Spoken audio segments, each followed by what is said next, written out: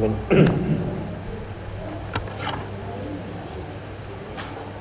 Assalamualaikum warahmatullahi wabarakatuh.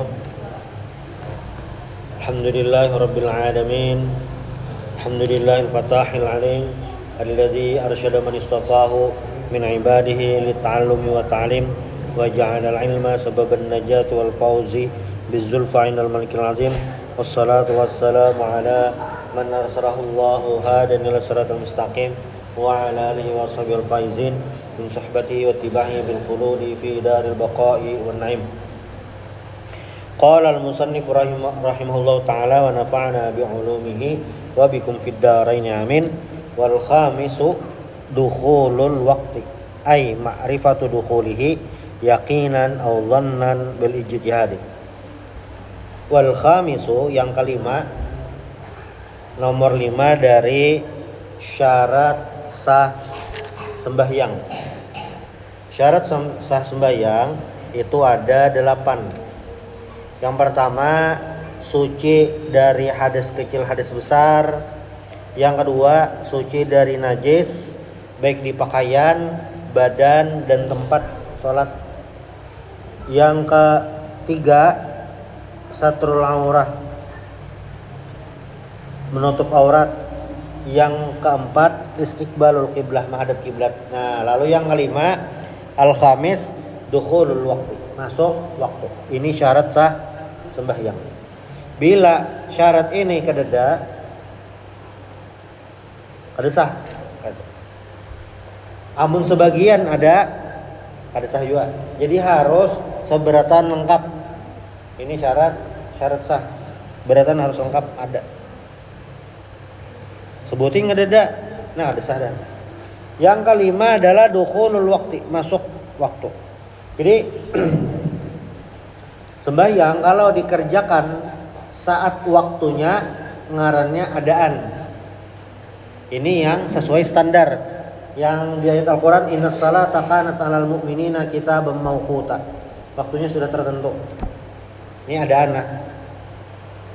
Tapi kalau sembahyangnya ini sembahyang wajib digawe bila sudah lewat waktunya. Nah, itu istilahnya qadaan. Nah, apakah setiap orang sembahyang yang lewat waktu ngarannya qadaan? Secara umum ngarannya qadaan. Walaupun ada kayaknya yang situasi inya itu lewat waktu tapi apa ngarannya nih? Kada dapat dosa. Jadi kalaunya lewat waktu ngarannya qadaan. Kelewatan waktunya. Apapun sebabnya secara umum ngarannya qadaan. Kayaknya ada yang ada semalam sudah kita bahas, amun kelewatan waktu karena an-naum wan nisyan, tidur dan kelupaan, maka itu bagian daripada uzur. Walaupun ada syaratnya, semalam teguringnya sebelum masuk waktu. Nah, itu qadaan lah. Tapi bila dikerjakan sebelum waktunya, nah ini kedengarannya. Kenapa? Nah, karena sembahyang wajib yang di dalam waktu ngarannya adaan, inya sudah menggugurkan kewajiban, aman. Kalau yang qadaan ya, misalnya inya qadaan ini karena di jam sembahyangnya kada menggawi, karena lalai, malah lambatakan, akhirnya keluar waktu zuhur, masuk waktu zuhur, lalainya barang permainan macam-macam, berjalanan apa-apa, lalu kada sembahyang zuhur hanya jam 4:30 sore, maka sembahyangnya ini qadaan dan berdosa. Karena ini berdosa, maka sudah sembahyang jar, bujur kewajiban sembahyangnya sudah gugur, tapi ini berdosa karena apa? Melalaikan sehingga sembahyang kelewatan waktu. Itu qadaan, ini berdosa karena melalaikan, tapi sembahyangnya sah walaupun qadaan. Tapi kalau sebelum waktunya, nah Kalau digawe sembahyang tenang, kayak jemu ini nah sembahyang isya belum masuk waktu, bolehlah sembahyangnya itu, kada boleh, sahlah, kada sah. Jadi untuk sembahyang bila digawe sebelum waktunya kada sah sembahyang. Tapi bilanya zakat digawe sebelum waktunya sah. Zakat itu kan wajib bila sampai haul, sampai nisab. Emas lah haulnya setahun, jadi kepemilikan emasnya itu setahun, nisabnya berapa? 85 gram. Jadi kalau selama setahun 85 gram ini kawa disimpan kada tegar-gerak, makanya wajib zakat. Bilanya kada sampai setahun, 10 bulan dah. 10 bulan hendak bayar zakat bolehlah. Boleh aja, sah lah, sah aja. Model kayak anu tuh nah, zakat fitrah. Zakat fitrah itu wajibnya sebujurnya bila tetamu malam hari raya. Bilanya belum tetamu belum wajib. Lalu bang ada orang berfitrah di awal Ramadan, tanggal 2 Ramadan berfitrah adanya, sahlah. Untuk zakat fitrah sah, zakat lain sah juga. Ini misalnya mas 85 gram, aman, kada apa-apa. Malah masih bertambah jadi 90 gram simpanan. 10 bulan dah, 10 bulan. Anak bayar zakat najar. 2 bulan mang lagi, cuma hari 2 bulan ini kalau pindah kelawasan, nggak ingat atau apa. Akhirnya 10 bulan, padahal belum wajib, belum sampai haul, tapi nisabnya sampai 85 gram. Maka 90 gram tadi boleh dizakati. Belum masuk waktunya. Sembahyang bolehlah, kada boleh.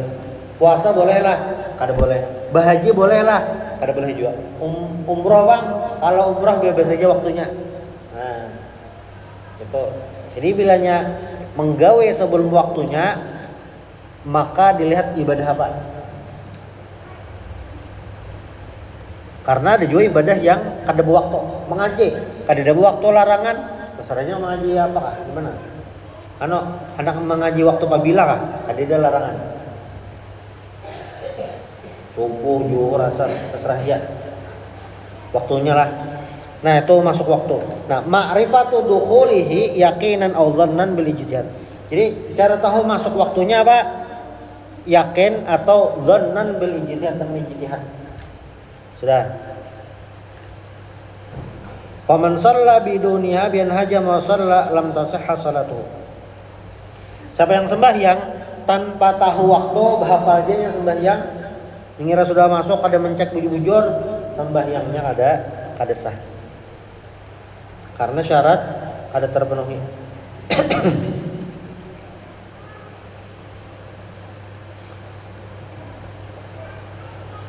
Nah, lalu semalam sampai contoh di situasi orang yang salah waktu. Jadi misalnya kayak ini nah. Falau kana yusalli subha kulla yawmin bil ijtihad muddatan thumma tabayyana annahu kana sallahu fi kulli yawmin fi tilkal muddah qabla al waqti lam yajib alaihi illa qada'u subhi al yawmil akhir faqat li anna subha kulli yawmin yaqa'anil ladzi qablahu wa subhal yawmil awal waqa'a wa subhal yawmil awal wa kana fulan mutlaqan. Jadi misalnya ada orang masuk waktu subuhnya pakai ijtihad saja. Ijtihad mengira-ngira, ijtihad itu maksudnya dihitung bujur-bujur kayak itu. Ya, maka betulnya ijtihadnya salah. Dikiranya sembahyang subuhnya ini pas sudah masuk waktu. Sekalinya beberapa hari kemudian sadar belum masuk waktu.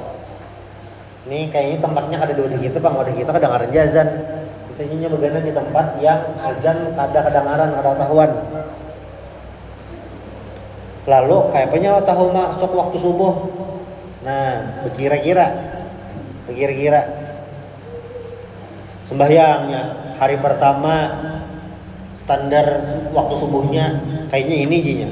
Hari kedua masih sama, ketiga sama, keempat sama, kelima masih sama. Yang keenam, hari keenam hanyar inya tahu bahwa selama 5 hari ini waktu subuhnya salah, inya kosongsungan. Jadi menggawi sembahyang subuh itu pasti pas sebelum azan tarus, salah nih lagi sahnya. Lalu kayak apa nasibnya nih? Nasibnya orang yang kayak ini kan 5 harinya menggawi sembahyang subuh sebelum waktunya karena ijtihadnya salah atau ijtihadnya belum lilip. Bebarang aja mengiring lain bebarang aja bang, kada bujur benar. Maka 5 harinya sembahyang subuh tadi itu kayak apa situasinya. Nah, jadi pas hari ke-6-nya sadar, iyalah sembahyang subuh ini salah waktunya. Berarti satu inya wajib sembahyang zuhur hari ke-6 sembahyang subuh hari ke-6 itu. Lalu yang kedua inya wajib mengqadha subuh hari terakhir atau hari ke-5. Kenapa? Karena nang hari-hari sebelumnya tadi dianggap sah aja walaupun situasinya qadhaan. Kenapa qadhaan? Kayak ini. Ya kan 5 hari sembahyangnya salah terus tuh sebelum waktu. Normalnya ini kada sah karena belum masuk waktu. Syarat sahnya orang. Nah, maka hari pertama nang inya sembahyang subuh salah tadi. Terus yang subuh loinya niatnya dan waktunya salah. Kayak apa nih? Nah, maka hari yang pertama ini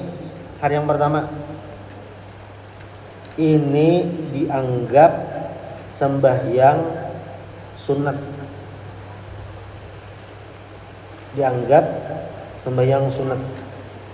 Yang hari pertama. Ya padahal hari pertama tadi niat sembahyang subuh. Tapi karena salah waktu, apakah sia-sia sembahyangnya tadi? Kada, sekalinya ini dianggap sembahyang sunat.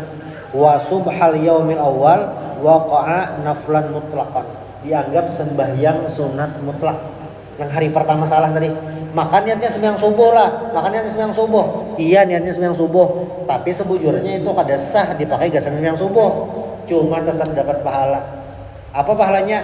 Inya itu dianggap menggawi sembahyang sunat mutlak. Dah tulah itu hari pertama.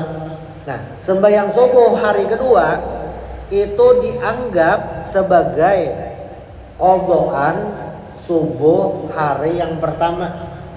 Jadi kan hari pertama itu sebujurnya belum sembahyang subuh. Tahu tang nih.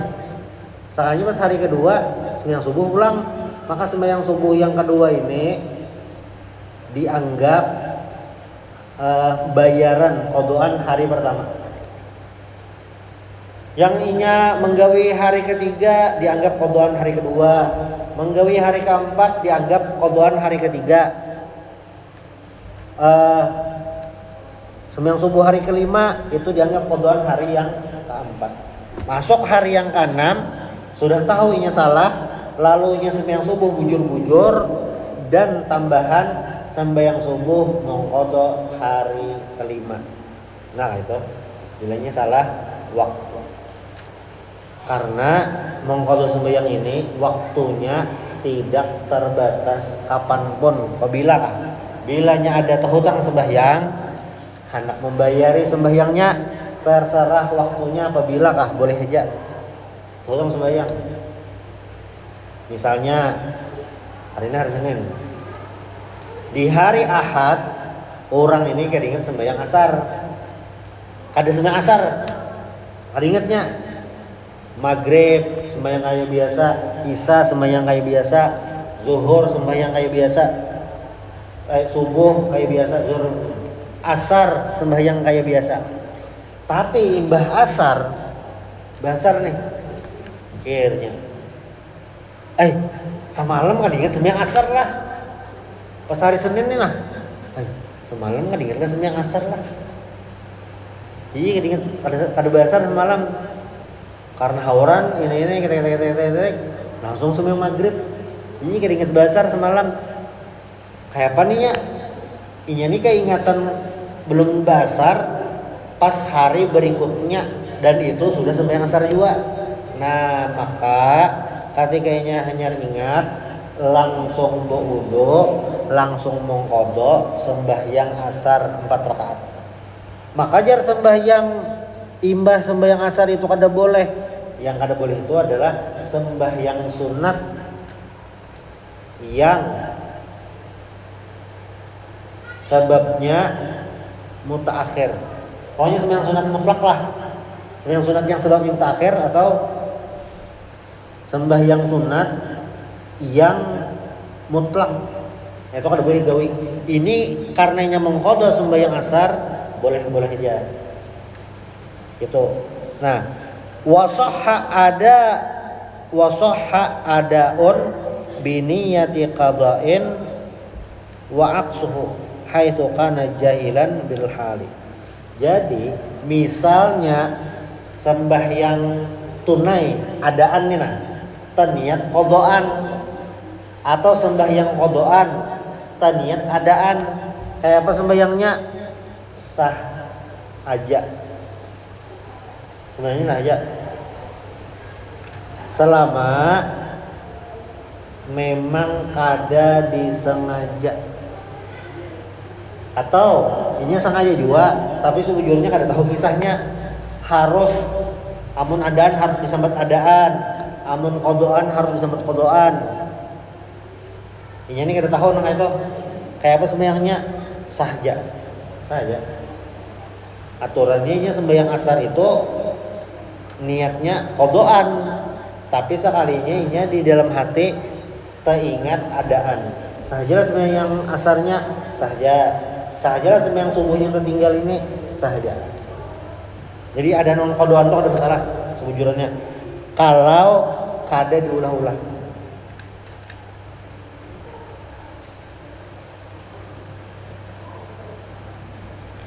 Falau dhanna khuruja waqtiha, misalnya kayak ini nah, orang ini hendak sembahyang zuhur,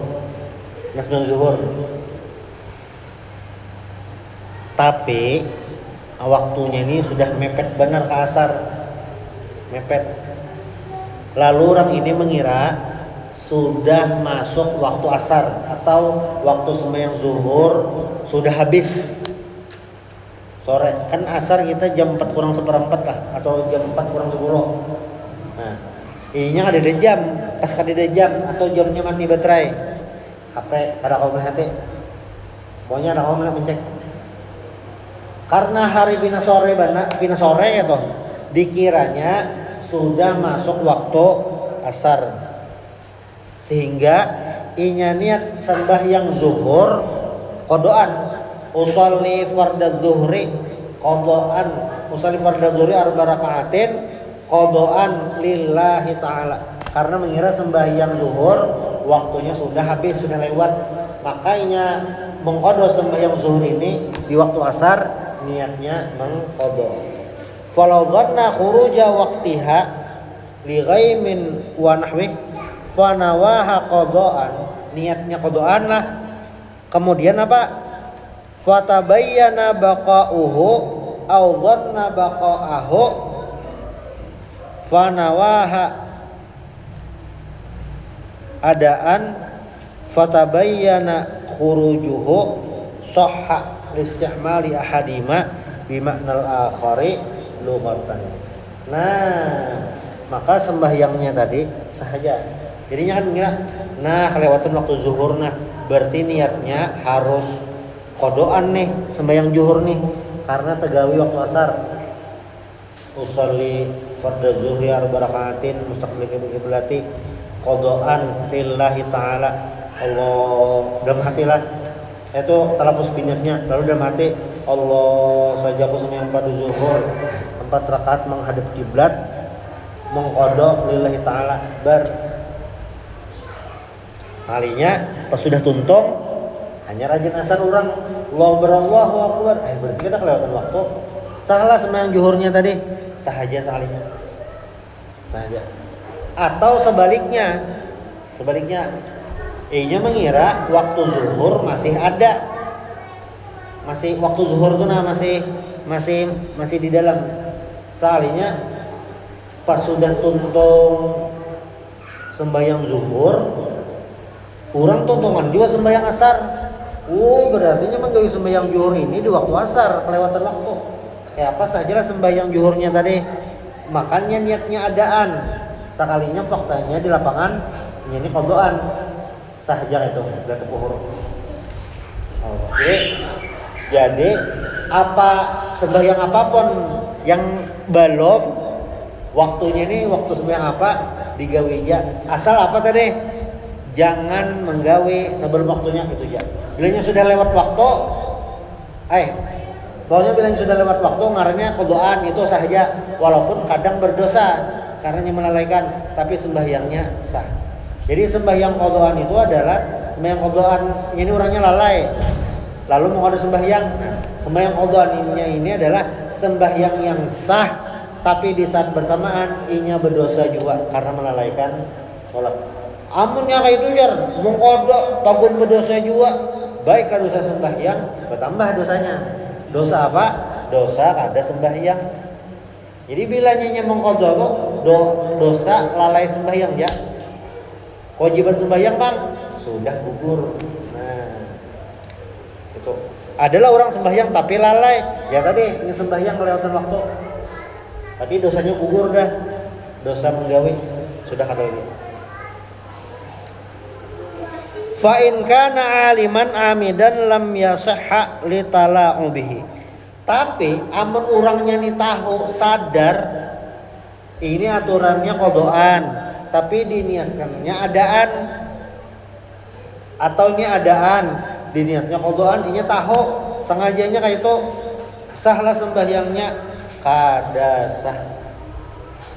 Ini berarti apa yang membedakan? Masalah hati. Itu ya udah gawiannya sama, tapi gara-gara hati beda, maka hukumnya beda. Bilanya tahurum tadi karena faktor kada kesengajaan, faktor kada tahu, tahurum sah aja sembahyangnya. Tapi bilanya menggawi ini karena sengaja dan untuk bermain-main kada sah. Padahal gawiannya sama. Si A menggawi sembahyang zuhur 4:30.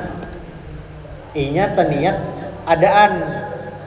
Si B menggawi sembahyang zuhur 4:30. Aturannya qadaan, tapi nya dengan sengaja sadar diniatkannya adaan.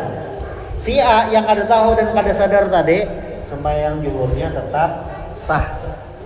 Walaupun inya tegawe teniat adaan padahal sudah jam asar. Yang si B inya sengaja diputar-putarnya, maka sembahyangnya kada sah. Itu dukhul waktu. Nah, semalam anna maratiba ma'rifati dukhulil waqti sarata. Ini jar Syekh Nawawi Al-Bantani lah. Ini jelas sangat erat kaitannya dengan zaman Sidin. Sidin ini kan tahun 1800-an. Nah di zaman itu amun ini bang kita nyaman aja buka radio Sabilal, buka radio Al-Karomah Martapura, sudah lihat aplikasi HP kayaknya madahnya ajan paling selisihnya semenit, amun kada hendak amunnya kada ragu-ragu lewatakan sedikit dah kasih tahu dah ajan di mana-mana, ada orang ajan di mana-mana aman aja.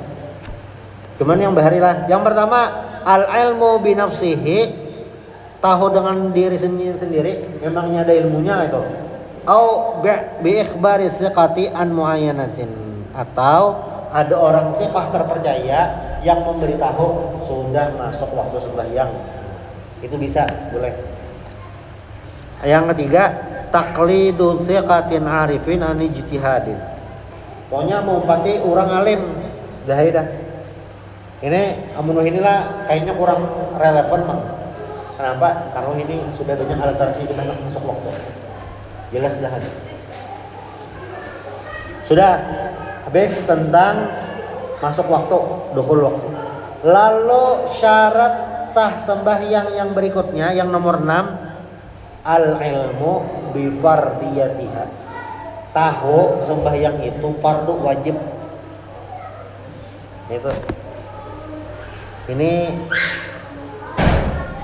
sederhana bang, tapi sengaja jadi syarat sah.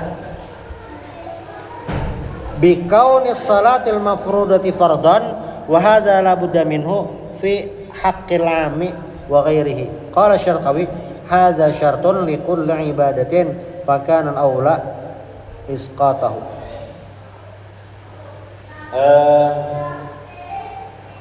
Jadi supaya sembahyang 5 waktu itu sah, salah satunya adalah orang itu sadar bahwa sembahyang 5 waktu ini hukumnya wajib, harus kayak itu. Amun ini di Indonesia kayaknya asa kada mungkin memang ada tahu. Sembahyang zuhur wajib kayaknya mungkin ada tahu. Tapi bilanya meremehkan, melalaikan kewajiban sembahyang zuhur, nah itu mungkin ada orang sudah bilang kata sembahyang lagi dah, ada.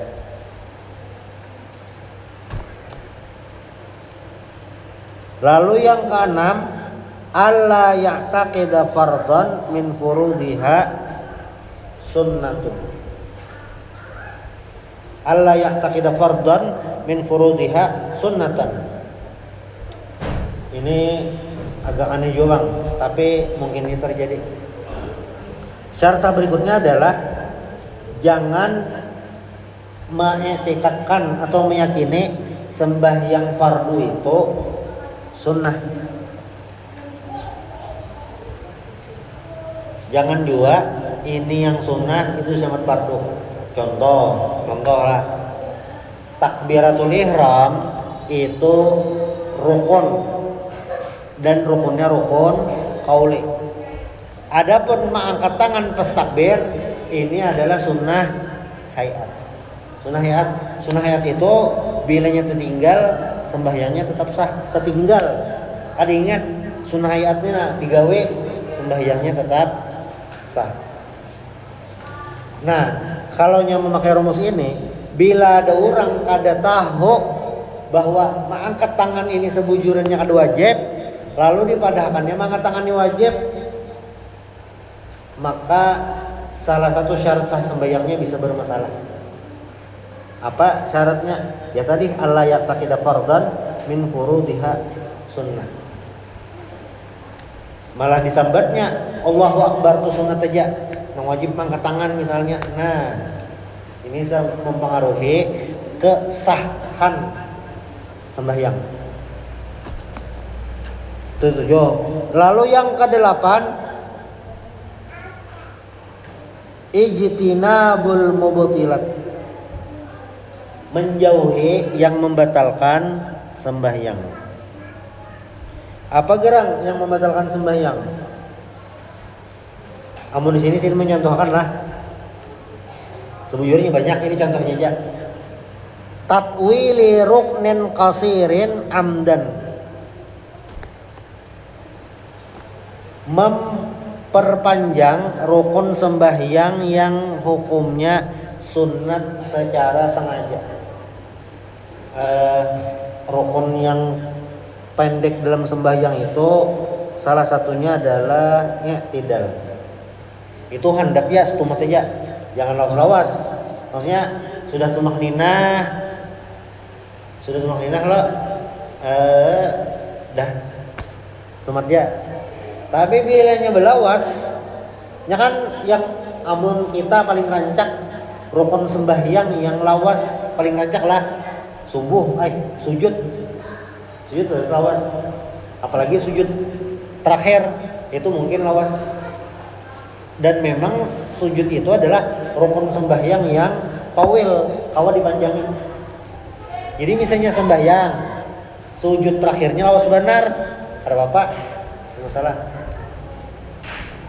Tapi bila rukun sembahyangnya itu pendek, kayak i'tidal itu pendek, sengaja dilawasinya, sengaja sami Allah liman hamidah 20 detik adanya, ada apa-apa, itu bisa batal. Hah? Apa bisa batal? I'tidal lawasan mah nggak bisa batal aja, karena i'tidal adalah rukun qasir dipaksanya dipanjangkan. Nah, itu termasuk yang membatalkan bila sengaja. Bila sengaja.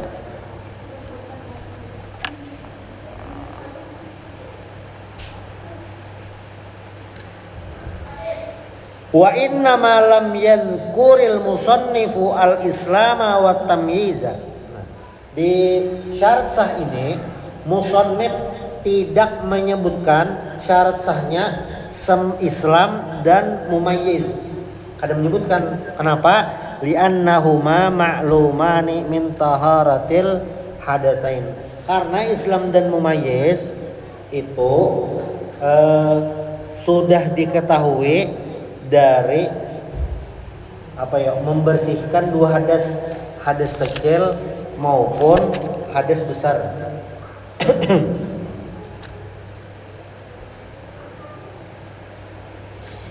Jadi kayak ini di sini pengarang Safinatun Najah Syekh Salim kada menyebutkan syarat sah itu Islam lawan mumayyiz.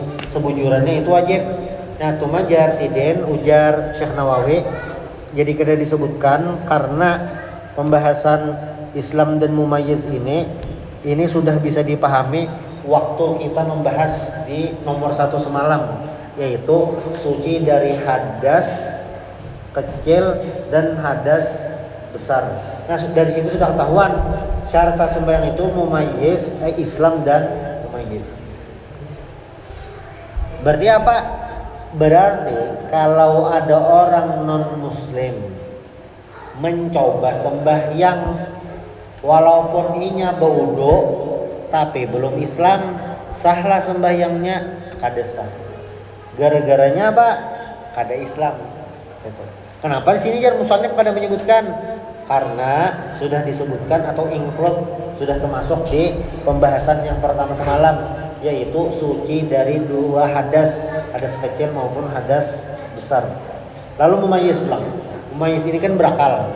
Maka sembahyang kekanakan yang belum mumayyiz, sembahyang kekanakan yang belum berakal itu kada mungkin sah. Kenapa? Karena nya belum mumayyiz. Mumayyiz ini hanya ada di syarat sah, tidak ada di syarat wajib. Jadi misalnya ada kekanakan umur 7-8 tahun, ini kalau dianggap mumayyiz, ini kalau membedakan haus mengambil banyu 2 kali dah.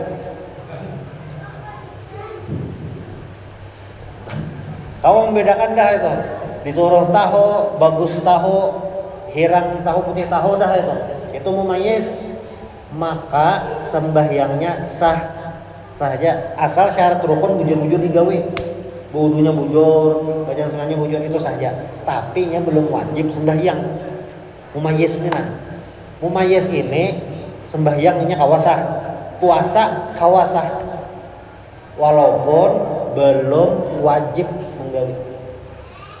Jadi mun ada kekanakan puasa, namun puasanya bujur aja kayak orang kada nampas wudu main sulap kada hilang aja. Ngomong hilang. Nah, itu berarti nya belum mumayyiz lagi atau puasanya ada salah. Itu mumayyiz. Makanya dalam hadis Nabi itu ada kisah kayak ini Jadi kekanakan tuh datang lawan Nabi. Mungkin berombongan lah. Jadi kisahnya kayak ini. Kayak siapa ya jadi imam kau ya di kampung kami ini. Nang paling terpintar nang bisa siapa? Sekalinya sahabat nang anom tadi nang bisa. Akhirnya si Dene jadi imam di kampung. Padahal umurnya masih kekanakan waktu itu.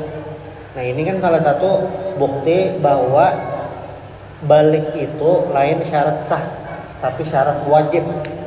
Jadi pokoknya mun kekanakan, inya puasa kah, sembahyang kah, umroh kah, haji kah, selama inya mumayyiz bakal aja ibadahnya tadi sah. Ibadahnya sah walaupun belum wajib, itu mumayyiz. Tapi sini kada sampai tadi. Habis dah. Syarat sah sembahyang. Berarti kalau disimpulkan syarat sah sembahyang ini Satu, suci dari dua hadas, hadas kecil maupun hadas besar. Lalu yang kedua, suci dari najis dimanapun. Ketiga, menutup aurat. 4, menghadap kiblat. 5, masuk waktu. 6, tahu itu fardu. Yang ketujuh, tidak meyakini yang wajib itu sunat, yang sunat itu fardu. Itu 7-nya. Yang ke-8, menjauhi yang membatalkan sembahyang. Nah, lalu yang selanjutnya, al-ahdatsu isnan. Hadas itu ada 2 macam, asghar dan akbar. Hadas kecil dan hadas besar. Apa saja hadas kecil dan hadas besar? Kayak apa pembagiannya? Apa penyebabnya? Insyaallah akan dibahas pertemuan berikutnya. Subhanallah bihamdik asyhadu an la ilaha illa anta astaghfiruka wa atubu ilaik. Al-Fatihah.